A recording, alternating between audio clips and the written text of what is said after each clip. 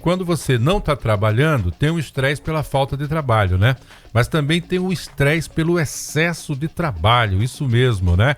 É a síndrome do esgotamento profissional. O nome é até bonito, a síndrome de burnout, né? Ou burnout, né? Mas olha, rapaz, tem a ver com tudo, né? Que depõe contra a sua saúde em função do trabalho. Em que momento o trabalho pode, né, representar isso? Para falar sobre esse tema extremamente delicado, mas que já toma conta aí da pauta, né, do universo do trabalho no Brasil, a gente está recebendo o psiquiatra Rodrigo Rebouças. Rodrigo, em que momento o trabalho, né, que é uma parte tão essencial também da nossa vida, é o que nos torna produtivos, né, o que nos encaixa dentro desse modelo, né, de sociedade padrão, passa a ser um problema contra nós? Muito bom dia. Bom dia, Marcos. Bom dia. Bom dia, Thaís.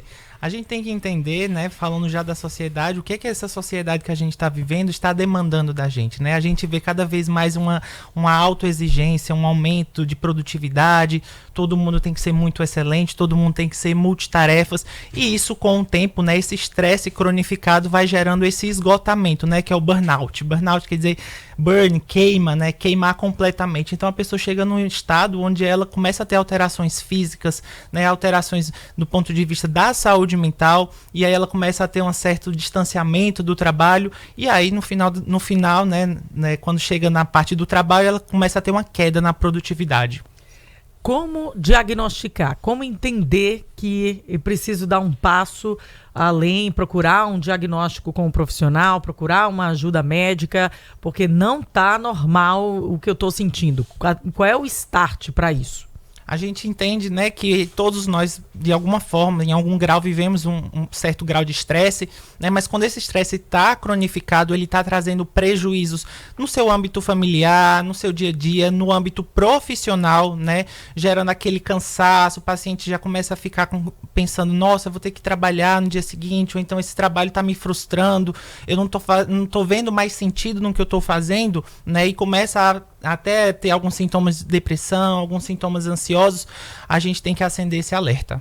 Olha, a gente falava aqui com o Rodrigo, né, que a gente está no Setembro Amarelo, onde a gente está discutindo, o Brasil, né, discute as questões que envolvem esse universo, né, triste da vida das pessoas, que são as ideações suicidas, não é? E falar disso de forma madura é importante. Eu tinha feito uma provocação nos bastidores ao Rodrigo se essa síndrome, esse esgotamento, em algum momento poderia levar a pessoa a ter esse momento limite, né, contra a sua própria vida. E parece que também pode ser uma das causas, Rodrigo. Sim, estamos no Setembro Amarelo, né, mês de prevenção, a campanha do mês de prevenção ao suicídio, e a gente tem que entender que um dos principais transtornos mentais que vão ocasionar um burnout não tratado vai ser a depressão e sintomas ansiosos, né? No Brasil a gente já tem, né, em 2023, mais de 38 mil afastamentos relacionados ao trabalho, né, por questões associadas à depressão, ansiedade. Então, quando isso não está tratado, o indivíduo ele não consegue ver uma perspectiva, uma mudança, uma possibilidade de melhora, de sair daquele quadro, até pela questão, né, das pressões sociais, das demandas em casa, questão da vida, manter seu padrão de vida, questões financeiras, cuidados com a família.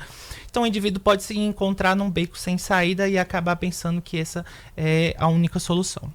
A gente está falando aqui de estresse, de fadiga mental, mas também há reflexos no nosso físico. O burnout faz isso? Faz também. A pessoa pode começar a sentir aquela fadiga, aquele peso, alterações no sono, a pessoa dorme demais, a pessoa dorme de menos, uma irritabilidade, a pessoa acaba discutindo muito no trabalho, do ponto de vista, né, da produtividade, você vê que ela tem um prejuízo na entrega, pode ser até que ela entregue o trabalho, mas quando você vai olhar um trabalho com mais falhas, é diferente de como ela fazia anteriormente. O burnout pode ser tratado no âmbito do Sistema Único de Saúde, tem apoio para esses trabalhadores que talvez não venham a contar ali com apoio privado, de plano de saúde?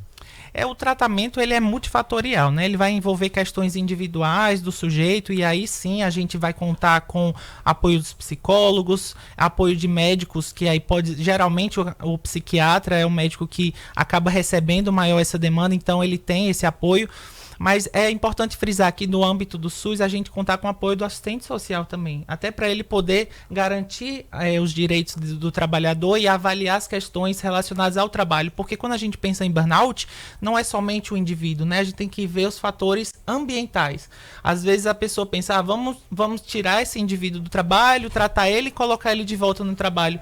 Mas se o trabalho for um ambiente adoecedor, né? O trabalho for o grande estressor, né, que levou a pessoa a adoecer. Então a gente não vai estar cumprindo o nosso papel completamente. Então não é qualquer estresse que se caracteriza como síndrome de burnout. É importante deixar isso bem claro. Qualquer fadiga que você tenha ou qualquer indisposição, mesmo que isso se estenda durante uma semaninha ali, tô com problema, não dá, não é assim. Existe ali uma avaliação clínica que tem que ser, e a observância disso tem que ser muito constante, é isso? Sim, ele está codificado, né, como uma condição associada à alteração do estado de saúde e à busca do indivíduo, né, aos serviços de saúde. Isso está classificado na OMS, né, a Organização Mundial da Saúde, como uma condição. Então ela precisa ser tratada, precisa ser vista. Agora, Rodrigo, tem um detalhe importante que é o fato da gente saber identificar com o diagnóstico correto, até como você bem colocou, tem provocado afastamentos, né, de trabalhadores no Brasil e no mundo em idade produtiva. Em que momento as empresas também podem dar uma contrapartida para tentar fazer com que o seu trabalhador não chegue ao momento da síndrome? É importantíssimo isso que você trouxe agora, porque a gente tem uma lei que entrou em vigor já em março, né, que é a 14.831, que cria o certificado empresa promotora de saúde mental. Então é uma provocação aí do governo para que as empresas comecem a trazer projetos para dentro delas de cuidado da saúde mental dos seus trabalhadores, promovendo workshops, promovendo campanhas. Se antecipem, né? Se antecipando isso, né? E também disponibilizando a assistência psicológica, assistência psiquiátrica, né? Gerando uma certa comoção das lideranças, porque se a gente não atinge as nossas lideranças, as pessoas que estão ali no topo, né, nessa hierarquia dentro da empresa, aquela pessoa que está na base, o trabalhador, ele não vai se sentir motivado a falar, a abrir sobre suas questões de saúde mental, porque existe um grande estigma em falar em saúde mental, né? Então, se eu não tenho uma liderança que deixa esse espaço aberto, né, para o colaborador falar, o colaborador não vai fazer. Então, essa lei traz essa certificação. Se a empresa ela fizer todas essas medidas, né, de cuidado do seu trabalhador, da saúde mental dele, o governo vai conceder esse certificado e aí ela vai poder usar por 2 anos nos seus meios de comunicação, até para ser visto como uma empresa que cuida da saúde mental do trabalhador. Então é possível prevenir. É possível prevenir. De todas as formas. E aí, pra gente fechar esse bate-papo sobre síndrome de burnout, para você que chega agora no Jornal da Mix, quais são as suas orientações? As pessoas precisam prestar atenção em quê? E ficarem atentas aqui, nesse primeiro flash, assim, realmente de fadiga, de cansaço e de estresse. A gente poderia pensar primeiro, né, em falar para as lideranças, né, para cuidarem dos seus colaboradores, mas a gente sabe que nem sempre isso vai acontecer de uma forma assim tão fácil. Mas para o indivíduo, eu diria aprender a colocar os limites, né, a ter essa autocompaixão, a ter essa autoobservação, de entender que aquilo ali pode não trazer uma consequência positiva para mim no futuro. Às vezes a gente está com uma preocupação no momento, está com, sei lá, uma conta para pagar, está com um objetivo ali, e a pessoa até dá um corre maior.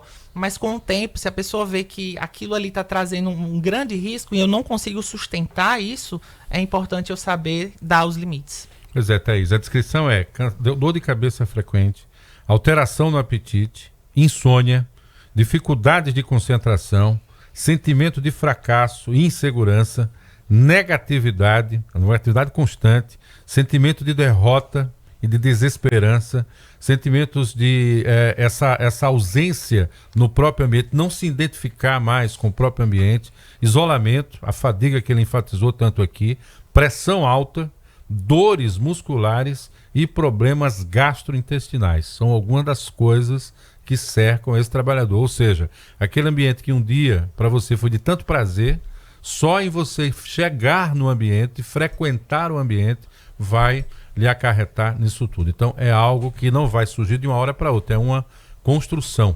E é por isso que quando o Rodrigo fala que as empresas podem abrir esse debate antes com o seu trabalhador, para conhecer exatamente o capital humano da empresa, poderá evitar e muito essa situação. Acho que esse assunto não se esgota aqui, Rodrigo. Esse é um tema que está recorrente, inclusive na sua atividade. A gente agradece a sua presença. Rodrigo Rebouças, psiquiatra, hoje falando aqui da síndrome do esgotamento profissional. Muito obrigado, Rodrigo. Obrigado, até uma Marcos. próxima oportunidade. Obrigada, Rodrigo. Até uma próxima. É importante ficar atento. Síndrome de burnout não é brincadeira. Muitos diagnósticos estão surgindo a cada dia. Então, preste atenção. Procure ajuda se for necessário e realize o quanto antes o tratamento adequado para o seu caso, tá bom? Não deixe para depois, porque como toda doença e como todo problema, pode se agravar e chegar num limite aí do tratamento realmente ser muito mais rígido, muito mais rigoroso do que poderia ser se você tivesse procurado ajuda anteriormente.